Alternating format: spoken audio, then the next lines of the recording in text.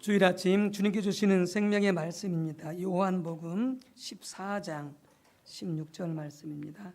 6절이 아니고 16절 말씀입니다. 죄송합니다. 요한복음 14장 16절 말씀이 되겠습니다. 요한복음 14장 16절 말씀, 신약성경 172쪽입니다. 요한복음 14장 16절 말씀 같이 합독합니다. 내가 아버지께 구하겠으니 그가 또 다른 보혜사를 너희에게 주사 영원토록 너희와 함께 있게 하리니. 아멘. 두 번째는 로마서 8장 9절에서 16절입니다. 로마서 8장 9절에서 16절입니다. 신약성경 249쪽입니다. 신약성경 249쪽 로마서 8장 9절에서 16절 교독하겠습니다. 제가 먼저 읽습니다. 만일 너희 속에 하나님의 영이 거하시면 너희가 육신에 있지 아니하고 영에 있나니 누구든지 그리스도의 영이 없으면 그리스도의 사람이 아니라.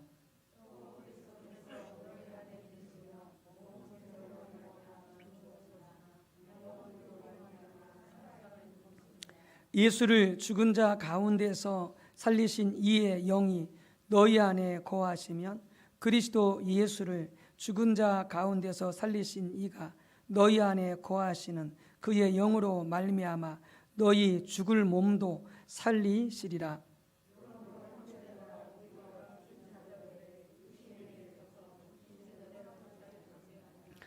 너희가 육신대로 살면 반드시 죽을 것이로되 영으로서 몸의 행실을 죽이면 살리니.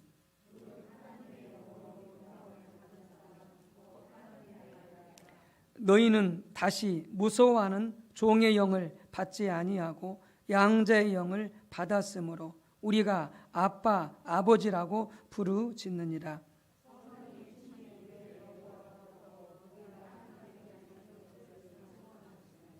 아멘.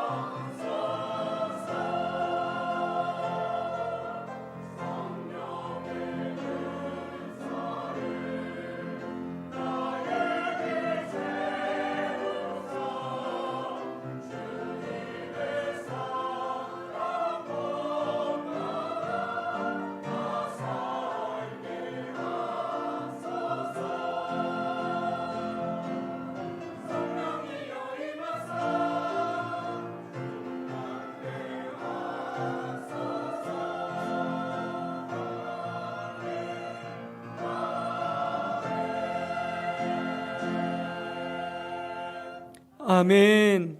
하나님께 영광 올려드리고 우리 호산나 성가대 주님의 이름으로 축복합니다. 또 우리 경배 찬양 인도해 주신 우리 이만희 찬양단도 축복하고요. 또 우리 모든 한 분 한 분들 축복합니다.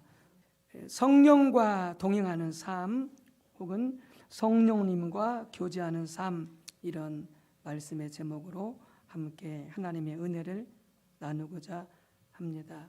우리 신약 시대는 성령의 시대이고 또한 그렇기 때문에 우리는 철저하게 성령에 의한 삶을 살아가야 됩니다. 성령에 의한 삶을 살아간다고 했을 때에 무엇보다 핵심적인 것은 성령님과 교제하는 삶입니다. 성령님과 동행하는 삶입니다. 우리가 지난 시간 살펴봤습니다. 성령에 의한 삶을 산다고 했을 때 두 가지가 있다고 그랬습니다. 한 가지는 성령님과 교제하는 삶 혹은 성령님과 동행하는 삶, 또 한 가지는 성령의 은사와 능력으로 사역을 감당하는 삶, 이 두 가지가 조화를 이루는 삶이 성령님에 의한 삶입니다. 그래서 빌립은 철저하게 성령님께 순종해서 복음을 전했습니다. 성령님의 인도를 받아서 에디오피아 여왕 그 간다게 국고를 맡은 내신 그 내무장관에게 그 재무부 장관에게 성령의 인도를 따라서 복음을 전할 수 있었습니다. 또한 빌립은 성령의 은사와 능력으로 무장되어서 병든 자를 고치고 복음을 전하고 귀신을 내쫓았습니다. 신약시대 성도는 이 두 가지가 조화를 이루어야 됩니다. 요셉 같은 경우에도 구약시대였지만은 그는 애굽에 팔려가서 노예로 종으로 팔려가서 보디발의 집에 종으로 노예로 팔려갔습니다. 하나님의 은혜로 그 집에 가정집 총무가 되어서 모든 일을 맡아보는 그런 젊은 요셉이 되었습니다. 그런데 요셉이 그 가정집에 총무가 되었을 때에 하나님이 함께 하심으로 보디발의 집이 큰 축복을 받게 되어지는 것을 보게 되어집니다. 즉 요셉이 보디발의 집에 가정집 종으로서 그 집의 모든 일들을 관장할 때에 하나님이 함께 하셔서 신약시대로 말하면 성령의 능력과 지혜로 잘 감당하여서 그 집에 재정적으로 더 넘치는 축복을 받았습니다. 그러니까 가정 생활도요, 성령의 능력으로 감당해야 됩니다. 성령의 기름 부음으로 가정일도 감당해야 됩니다. 그랬던 이 요셉이 이제 나중에 감옥을 거쳐서 애굽에, 그 당시 애굽은 전 세계적으로 제국국가였는데 그 일개 노예가 그 애굽의 총리가 되어집니다. 2인자가 되어집니다. 근데 아십니까? 그 총리가 되어서도 이 요셉은 하나님의 지혜로, 하나님의 은사로 그 직무를 잘 감당하여서, 그래서 7년 풍년 동안에 앞으로 있을 7년 흉년을 대비해서 많은 곡식을 저장하고 잘 모아두었습니다. 그래서 나라가 전 세계적으로 흉년이 왔을 때에 풍년 때 모아놨던 그 쌀을 가지고 풀어서 많은 나라들의 그런 흉년으로 죽어가는 많은 백성들을 살릴 수가 있었습니다. 이 모든 것들을 요셉은 하나님의 지혜로, 하나님의 은사와 능력으로 감당해야 됐던 것이죠. 대통령도요, 국회의원도요, 성령의 능력과 은사와 지혜로 무장돼서 감당할 때에 잘 감당할 수 있는 것이죠. 우리의 신앙생활은 이같이 성령님이 이끄신 대로 인도받아 살아야 되고요. 어디 있든지, 그것이 직장이든지 사업장이든지 학교든지 캠퍼스든지 가정이든지 또 국가 정부기관이든지 우리는 철저하게 성령의 지혜와 능력과 은사로 무장되어져서 그 모든 일들을 감당할 때 훌륭하게, 아주 멋지게, 놀랍게 감당이 되어질 것입니다. 이 두 가지가 조화를 이루어야 됩니다. 조화를 이루어야 됩니다. 여러분들이 가정을 세워가려고 했을 때에 여러분의 지혜와 여러분의 경험과 여러분의 지식으로 하려고 했을 때 여러분의 가정은 절대 세워지지 않습니다. 가정이 끊임없이 분란과 여러 가지 많은 문제와 어려움을 안고 가야 될 것입니다. 그러나 가정을 창조하신 분이 하나님이십니다. 부부를 세우신 분이 하나님이십니다. 가정의 주인이 성령님이요 하나님인 것을 기억하고 문제가 있을 때마다 어려움이 있을 때마다 주님께 성령님께 엎드려서 그 지혜를 구하고 그 지혜대로 행하여 갈 때에 능력을 구하여 행하여 갈 때 그 가정은 복된 가정이 될 것입니다. 형통한 가정이 될 것입니다. 문제들이 꼬였던 것들이 풀어지며 잘 되는 역사가 나타날 것입니다. 하나님은 모든 지혜의 하나님이시기 때문에 그렇습니다. 그분께는 불가능이 없는 능력의 하나님이시기 때문에 그렇습니다. 여러분, 그렇기 때문에 우리의 신앙생활은, 우리 모든 삶은 철저하게 성령께서 이끄시는 대로 성령의 인도를 따라 살아가야 됩니다. 왜요? 그분은 어떤 사물이나 어떤 물질이 아니라 성령님은 인격체이신 하나님이시기 때문에 그렇습니다. 인격체이신 하나님이시기 때문에 그렇습니다. 성령님은 인격체이신 삼위일체 하나님이십니다. 많은 성도님들이, 목회자들이 성령님을 단순히 어떤 자기가 어떤 사역이나 또 직장 생활이나 사업이나 어떤 또 정부의 어떤 그런 일들을 잘 감당하기 위한 어떤 능력이나 은사 정도로 생각을 하게 되어집니다. 분명히 그분께서 우리에게 능력과 지혜와 은사를 주시기도 하십니다. 그러나 근본적으로 중요한 것은 성령님은 하나님이십니다. 성령님은 인격체이십니다. 그래서 성령님을 단순히 어떤 능력이나 어떤 은사나 물질로 취급하는 것은 성령님을 근심케 하는 것입니다. 괴롭게 하는 것입니다. 여러분, 예를 들어서 여러분들이 가만히 듣고 보니까 누가 옆에서 둘이 막 이야기를 하는데 여러분에 대해서 누군가가 야, 그분 글쎄 그분이야 참 멋있는 분이야. 야, 그분 참 아름다워야. 이렇게 말하면 기분이 좋을 것입니다. 그런데 내가 듣고 있는지 모르고 두 사람이 막 이야기하는데 야, 그거 꼴통이야. 야, 그게 사람이냐? 이렇게 말해버리면 여러분 뒤집어집니다. 눈깔이 뒤집어진다고요. 내가 그것입니까? 내가 사물입니까? 나는 사람이고 인격인데. 여러분, 마찬가지로 하나님을 향해서 단순히 그렇게 어떤 그것, 어떤 사물 이렇게 그분을 호칭할 때에 여러분, 하나님은 대단히 섭섭해하십니다. 대단히 그분은 슬퍼하십니다. 그런 사람은 절대 잘 될 수가 없습니다. 여러분, 사람한테 거슬려서 하는 것들은 문제가 되긴 하겠지만은, 그러나 하나님을 거슬러서 우리가 죄를 지키게 되어지면 우리는 방법이 없습니다. 방법이 없습니다. 성령님은 인격을 가지신 하나님이십니다. 삼위일체 하나님 중에 제3의 인격이십니다. 그걸 제3위라 하시는데요, 성부 하나님, 성자 예수님, 성령 하나님을 우리가 삼위일체 하나님이다 이렇게 표현합니다. 기독교 신앙은 세 분이 아닙니다. 하나님, 예수님, 성령님 세 분이 아닙니다. 그 셋이 하나로 존재하는 유일이신 하나님이십니다. 그걸 일컬어서 신학적으로 삼위일체다 이렇게 말합니다. 세 인격이 하나로 거하시는 하나님이시다라고 하는 것입니다. 이것을 마태복음 28장 19절이 잘 보여주고 있습니다. 그러므로 너희는 가서 모든 민족을 제자로 삼아 아버지와 아들과 성령의 이름으로 세례를 베풀고, 이렇게 되어 있습니다. 아버지와 아들과 성령의 이름으로. 아버지는 하나님 아버지입니다. 아들은 예수님, 예수 그리스도 아들이십니다. 성령은 성령님이십니다. 이렇게 놓고 보면은 세 분 같습니다. 하나님 아버지, 아들 예수님, 성령님, 이렇게 세 분 같습니다. 그런데 그 아버지와 아들과 성령의 이름으로 했을 때 그 이름이 복수가 아니라 단수입니다. 만약에 성부, 성자, 성령 이분이 세 분으로 존재한다면 이름들을 이렇게 말해야 맞을 것입니다. 각각의 이름이 있으니까.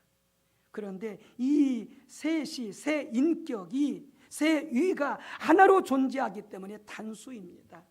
성부와 성자와 성령의 이름으로, 그게 단수입니다. 그래서 예수님은 그렇게 성부와 성자와 성령의 이름으로 세례를 베풀라 이렇게 말씀을 하고 있는 것이죠. 초대교회 때 사도행전 8장 10절을 보게 되어지면 예수님의 이름으로 세례를 주었습니다. 이는 아직 한 사람에게도 성령 내리신 일이 없고 오직 주 예수의 이름으로 세례만 받을 뿐이더라. 그래서 예수님의 이름으로 세례를 주었습니다. 왜 그럴까요? 성부, 성자, 성령은 삼위일체 하나님이시기 때문에 예수님의 이름으로 세례를 주어도 같은 말인 거죠. 세 인격이 한 분으로 존재하시기 때문에. 두 번째는 이 성령님은 보혜사 성령님이십니다. 여러분, 그렇기 때문에 인격이신 하나님이시고 보혜사 성령님이시기 때문에 우리가 그분과 동행하고 그분의 인도를 받아야 되는 것이죠. 그분이 하나님이시기 때문에. 그래서 요한복음 14장 16절 우리 같이 읽었던 말씀, 내가 아버지께 구하겠으니 그가 또 다른 보혜사를 너에게 주사 영원토록 너희와 함께 있게 하리니, 예수님이 부활 승천하셔서 올라가시면 우리에게 또 다른 보혜사를 주시겠다 이렇게 말씀하십니다. 읽진 않았지만 요한복음 10장 7절에서 이렇게 말씀하십니다. 그러나 내가 너희에게 실상을 말하노니 내가 떠나가는 것이 너희에게 유익이라. 내가 떠나가지 아니하면 보혜사가 너희에게로 오시지 아니할 것이요 가면 내가 그를 너희에게로 보내리니 이렇게 말씀합니다. 예수님이 보혜사이십니다. 보혜사란 말은 나중에 보겠지만은 돕는 분, 상담자, 변호사, 중보자 각가지 뜻이 있습니다. 예수님이 그러한 분이셨습니다. 그런데 성령님이 또 다른 보혜사다라고 말씀하고 있습니다. 예수님과 닮기는 하셨는데 인격이 다른, 육격이 다른 그런 또 다른 보혜사가 성령님이시다 이렇게 말씀하고 있는 것이죠. 그래서 보혜사라는 그 단어의 의미가 7가지로 영어 확대 성경은 설명하고 있는데 다 인격으로 설명하고 있습니다. 보혜사 성령을 7가지로 말하고 있습니다. 돕는 분, 위로하는 분, 변호자, 중보자, 상담자, 강건하게 하는 분, 곁에 계신 분, 이게 보혜사 성령님의 뜻입니다. 모두 인격으로 묘사되고 있습니다. 인격이신 하나님으로 묘사되고 있습니다. 성령님이 여러분을 도와주십니다. 성령님이 여러분이 낙담하고 좌절할 때 위로하시는 분이십니다. 상처받았을 때 성령님이 여러분을 변호해 주십니다. 많은 사람들이 여러분을 공격할 때에 여러분을 보내주신 분이 누구냐? 성령님이십니다. 우리를 통해 하나님의 뜻이 이루어지도록 우리를 위해서 기도하신 분이 누구냐? 바로 성령님이십니다. 중보자이십니다. 성령님이 상담자이십니다. 내가 공부하다가 직장생활에 어려움이 있을 때, 가정에 어려움이 있을 때, 사업하다가 문제가 꼬여 있을 때에 성령님께 상담을 요청하면 성령님이 지혜를 주십니다. 어떻게 하라고. 성령님이 상담자이십니다. 성령님은 우리를 강건하게 해주십니다. 영적으로, 정신적으로, 구체로 병들어 있을 때에 우리를 고치시고 우리를 건강하게 회복시키는 분이 누구시냐? 성령님이십니다. 때로는 의사를 동원해서, 때로는 직접적으로, 때로는 약품을 하나님께서 사용하셔서 성령께서 우리를 강건하게 해주신 분이 성령님이십니다. 마지막으로 성령님은 누구시냐? 여러분 곁에 계십니다. 여러분 안에 계십니다. 여러분, 이분이 바로 보혜사 성령님이십니다. 주님 말씀하십니다. 내가 올라가는 것이 너희에게 유익이다. 왜? 내가 올라가면, 승천하면 내가 너희에게 보혜사 성령을 보낼 것이니 너희에게 유익이다. 이렇게 말씀하십니다. 왜 그럴까요? 예수님이 땅에 오실 때, 초림으로 오셨을 때 육신으로 입고 오셨습니다. 시공간의 제약을 받습니다. 육신 입고 오셨기 때문에 예수님 이곳에 계시면 예수님은 저곳에 계시지 않습니다. 예수님이 예루살렘에 계시면 갈릴리에 계시지 않습니다. 예수님이 누군가와 대화하면 다른 사람과 대화할 수 없습니다. 왜요? 육신을 입고 이 땅에 오신 하나님이시기 때문에. 그런데 예수님이 승천하시면 주께서 말씀하시다. 내가 다시 올 것이다. 어떻게 오신지 아십니까? 성령으로 다시 오시는 것입니다. 보혜사 성령으로 예수님이 우리에게 다시 오시는 것입니다. 그게 바로 그리스도의 영입니다. 그래서 성령으로 오시게 되어지면 예수님께서는 시공간의 제약을 받지 않습니다. 모든 사람을 만나줄 수 있습니다. 상담해 줄 수 있습니다. 구원하시고 건져줄 수 있습니다. 시편에 보면 그런 말씀이 있습니다. 시편 119편 기자가 내가 간절히 내가 사모함으로 주님의 구원과 주님의 말씀을 기다립니다. 여러분에게 날마다 하나님의 구원이 필요합니다. 구원은요, 처음 예수 믿을 때만 필요한 게 아니라 날마다 여러분에게 하나님의 구원이 필요합니다. 여러분이 재정적으로 부족합니다. 그럼 어떻게 해야 됩니까? 내가 열심히 수고하고 땀 흘려 일해도 내가 재정이 마이너스야. 그러면 여러분 도둑질 하랍니까? 강도질 하랍니까? 그건 주님이 원치 않는 거예요. 그건 죄입니다. 그렇게 해서는 안 되죠. 훔치지 말라고 그랬습니다. 열심히 일해도 돈이 부족합니다. 땀 흘려 일해도 돈이 부족합니다. 그런데 정말로 필요한 돈입니다.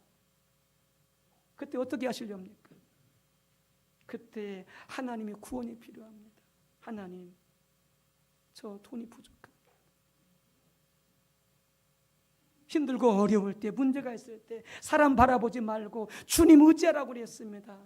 내가 주님 바라보고 의지합니다. 사람 바라보고 의지하지 않습니다. 재정이 부족합니다. 하나님, 저를 도와주세요. 성령님 도와주세요. 정말 필요합니다. 그때 하나님이 도와주실까요? 안 도와주실까요? 여러분 도와주십니다. 재정을 채워주십니다. 사람 의지하지 않고 사람한테 손 벌리지 않고 하나님 의지해서 도와달라고 할 때, 그게 정말로 필요한 돈일 때 하나님은 기가 막힌 방법으로 도와주시고 채워주십니다. 왜요? 보혜사 성령님이 도와주시는 분이라니까요. 여러분이 곁에 계셔서. 그래서 우리는 날마다 구원이 필요한 거예요.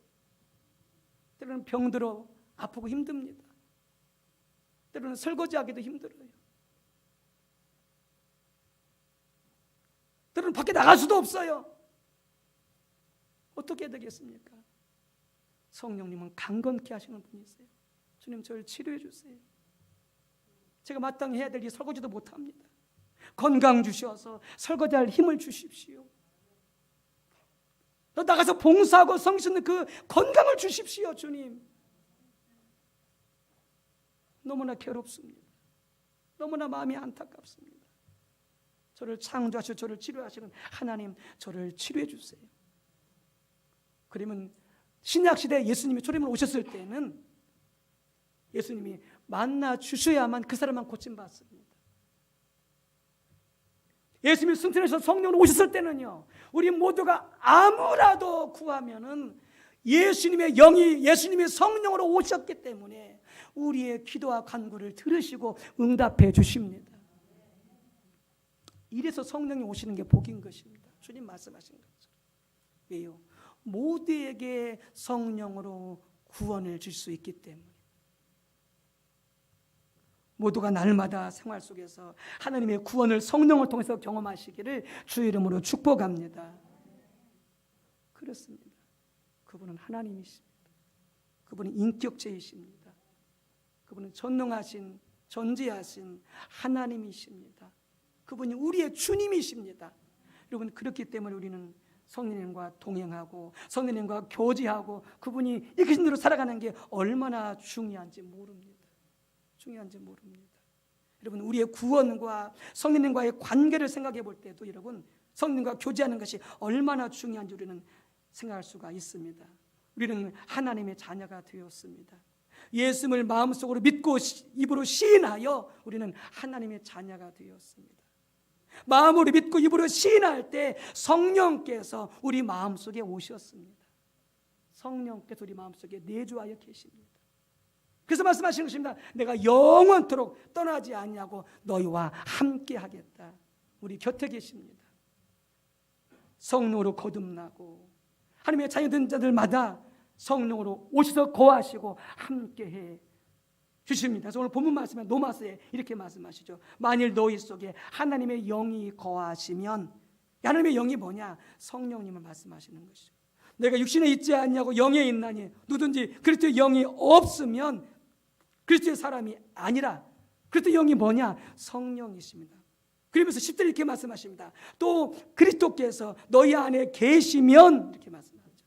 그리스도의 영이 계시면, 그리스도가 계시면, 이렇게 말씀하죠. 성령님은 그리스도의 영입니다. 그래서 예수님께서는 성령으로 우리 마음속에 와 계시는 것이죠.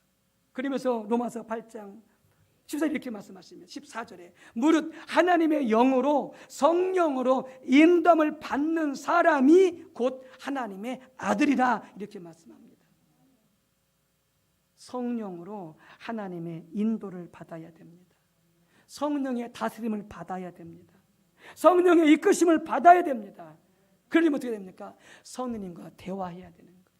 성령께 묻고 들어야 되는 것이죠. 바로 그 자가 누구다? 그 자가 하나님의 아들이다, 이렇게 말씀하고 있는 것이죠. 예수님이 부활하신 다음에 우리에게 다시 오셨습니다. 그리스도의 영으로 우리 가운데 다시 오셨습니다. 그리고 그분이 우리와 함께 하시고 우리를 인도하고 계십니다. 여러분, 그렇기 때문에 우리는 우리 곁에 계신, 우리 마음속에 계신 그리스도의 영과 교제하고 그분께 묻고 그분께 들어서 우리가 순종하게 되어질 때에 성령님과 동행하는 삶이 가능하게 되어지는 것이죠. 가능하게 되어지는 것이죠. 우리가 지금 광고를 통해서 트리키에 터키죠. 그전 이름은 찾아봤더니 그전의 이름이 터키였는데, 이 터키란 말이 또 다른 그 영어 발음으로 그게 아주 그 좋지 않은 의미의 그 뜻이 있더라고요. 터키가. 그러니까 이 좋지 않은 그 의미의 뜻이 있기 때문에 이분들이 이 이름을 튀르키예로 바꾼 거예요. 예를 들어서 이 터키가 바보 멍충이라고 한다면 이 튀르키예는 존귀한 사람, 이런 뜻이 있는 거예요. 정반대 좋은 의미가 있는 거예요. 그래서 터키 이름을 더 이상 사용하지 않고 튀르키예로 바꿨더라고요. 그 튀르키예가 터키가 그전 터키인데, 튀르키예가 여러분 한번 유튜브 한번 찾아서 보세요. 어마어마한 지진이 일어났어요. 수많은 그 고층 빌딩들이 다 무너집니다. 지진 앞에. 그러니 그 빌딩 앞에 있었던 많은 사람들이 얼마나 인숙 다 죽었겠냐고요. 수많은 사람들이 죽었어요. 사상자 이재민이 발생했던 거죠. 선교사님도 교회도 예외가 아니, 다 무너졌어요. 거기에서 기도하고 있습니까? 터키, 시리아를 위해서, 그 이재민들을 위해서, 그 사상자 가족들을 위해서 여러분 기도하고 있습니까? 기도할 뿐만이 아니라 여러분들 감동받는 대로 헌금하시기 바랍니다. 어제 주일을 준비하면서 또 광고 체크하면서 참 여기를 위해서 헌금해야지, 그 마음이 왔습니다. 그리고 새벽에 와서 이제 헌금을 해야 되겠다는 마음을 먹고, 그래서 이제 액수를 정해서 집으로 갔습니다. 집에 가서 이렇게 이제 제가 이렇게 따로 이렇게 조금씩 모아놓은 돈이 있습니다. 그럼 그걸 가지고 이제 뭐 구제하기도 하고 뭐 선교하기도 하고 그러는데 돈을 보니까 돈이 좀 있더라고요. 그래서 거기서 일부를 떼어 가지고 이제 터키 헌금을 내려고 그러는데 보니까 돈이 많지 않더라고요. 그래서 본래 새벽에 받은 감동받은 그 액수가 있는데 거기에서 이렇게 하나를 딱 떼어냈어요. 좀 줄인 거죠. 아나니아 사피라처럼 감동을 주셨나. 근데 떼려고 보니까 이건 아니지. 하나님 처음에 새벽에 주신 그 감동이 있는데, 에이 그래, 불러주신 감동대로 그냥 하자 해서 그냥 딱 이제 넣어서 이렇게 이제 하려고 마음먹고 돈을 구분을 했습니다. 이제 아침에 아내를 만났어요. 여보, 그 헌금 얼마 할 거야? 나 새벽 감동받은 만큼 할 거야. 그랬더니 내가 가진 돈이 있었거든. 그래서 거기에서 약간 내가 감동받은 대로 하려고 그래. 그랬더니 나는 감동을 받았는데 저보다 더 많이 받았더라고요, 액수를. 그럼 그걸로 하자고. 나라가 뭐라고 고백하냐면 자기 감동받은 액수도요, 자기도 줄이고 싶었다는 거예요. 처음에는 그렇게 드리고 싶었는데 나이 돈이 생기니까 줄이고 싶었다는 거예요. 아니요 여보, 처음 받은 감동대로 합시다. 그렇게 합시다. 해서 그렇게 합의를 봤어요. 지금 내 생각대로 하는 게 아닙니다. 나는요 액수를 줄이려고 그래. 아내도 액수를 줄이려고 그래. 성령에서 지적하는 거죠. 그거 속이는 거야. 내가 처음 감동 줬잖아. 너가 약속했잖아. 이 아까워가지고 자꾸 줄이려고 그래. 여러분, 우리 속에 성령님이 계십니다. 우리 속에 하나님이 계십니다. 내 생각대로 내 방법대로 하지 말고요, 그 성령의 음성을 들으셔야 됩니다. 그분은 하나님이십니다. 그리고 순종할 때에 비록 내가 돈이 줄어들 수 있습니다. 내가 사용할 게 더 없을 수 있습니다. 여러분 아세요? 그러나 성령의 감동에서 주권을 인정하고 드릴 때에 주님은 나의 다른 모든 물질의 삶을 책임져 주십니다. 공급해 주십니다. 수도 없이 경험합니다. 수도 없이 경험합니다. 성령님이 하나님이십니다. 예수 그리스도가 성령으로 내 안에 오셨습니다. 그 말씀에 순종해서 여러분들 달려가시기를 주 이름으로 축복합니다. 특별히 터키와 시리아에서 기도하시고요, 여러분들 형편 받는 대로, 마음에 감동이 오는 대로 여러분들 순종하시기 바랍니다. 한번 유튜브 보세요. 얼마나 비참한지. 죄송하지만 이 나라 태어난 게 얼마나 감사한지, 이런 나라 살게 된 게 얼마나 감사한지. 그래, 우리만 돌봐보면 안 됩니다. 이렇게 잘 살게 해주셨겠습니까? 그런 어려운 나라, 구원받지 못한 자, 고통당하는 자, 그들을 구원하라고, 그들을 도와주라고 우리를 이 나라에 태어나게 하시고 부유케 하신 것 아닙니까? 주님의 음성 듣고 성령의 음성 듣고, 우리도 어렵지만, 다 우리 형편이 어렵죠. 그러나 주님이 책임져 주시니 감동 주시는 대로 순종하시기 바랍니다. 꼭 그것이 아니더라도 우리 모든 삶 가운데 성령님께 묻고 성령님과 상담하고 그분이 인도하신 대로 순종하여 사시길 주 이름으로 축복합니다. 이게 성령님을 인격으로 인정하고 그분을 따라가는 삶인 것이죠. 그런 은혜가 넘치시기를 주 이름으로 축복합니다.